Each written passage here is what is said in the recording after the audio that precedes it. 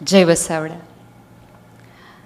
આમ જુઓ તો એના 51 વર્ષમાંથી પ્રગટેલા સંબંધોની એ કથા છે.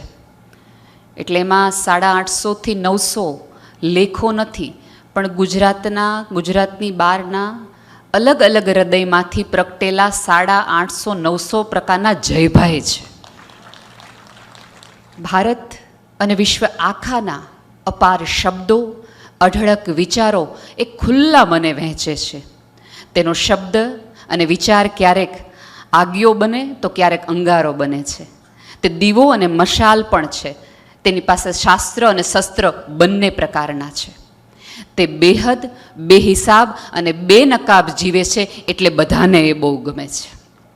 કારણ કે આપણે એવું જીવી નથી શકતા. એટલે તે સપનાઓમાં વિશ્વાસ રાખે છે, એ વાત તો સાચી, પણ સપનાઓ જો અન્યના હોય તો પણ એ ટેકો કરવામાં ક્યારેય પાછો નથી પડતો.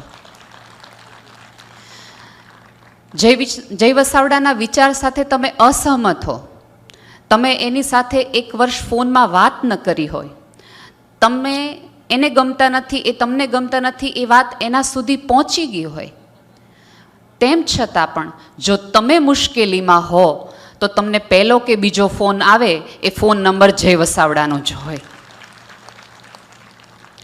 તે ફેસબુકમાં દલીલબાજી કરે છે, બધાને દેખાય છે, પણ ફેસબુકમાં એક વિધવા થયેલી સ્ત્રી અને એના બાળક માટે ભવિષ્યનો પાયો રચે છે એ કોઈને ખબર નથી. એ બધાને બ્લોક કરી દે છે એવું બધાને દેખાય છે, પણ સભ્યતાના બ્લોક થયેલા વિચારોને બહાર કાઢવા માટે એ માણસ આખી રાત જાગે છે એ કોઈને દેખાતું નથી.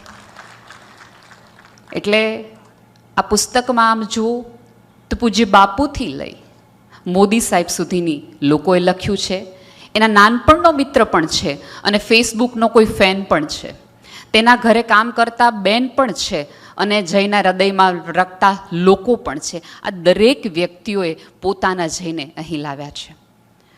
આમ જુઓ તો આમ તો ચેતન જેઠવાએ આપણને બધાએ કીધું કે ગુજરાતી સાહિત્યમાં પહેલી વખત કોઈ મામીએ પોતાના ભાણેજ માટે કરેલો આ એક પ્રયાસ છે. એટલે મામીને ખાસ વંદન કરવા જોઈએ. એમનો એક વિચાર હતો, જઈને ખબર ન પડે એમ ઘરમાં રહેવું નહીં અશક્ય છે ખરેખર. અને તોય મામીએ કરી દેખાડ્યું. જયની વસ્તુ અડો ને તોય ખબર પડી જાય. એમાં જયના ફોનમાંથી બધા આપણા નંબર ગોતવાના. એટલે એ તો કેવું ગભરું કામ હશે.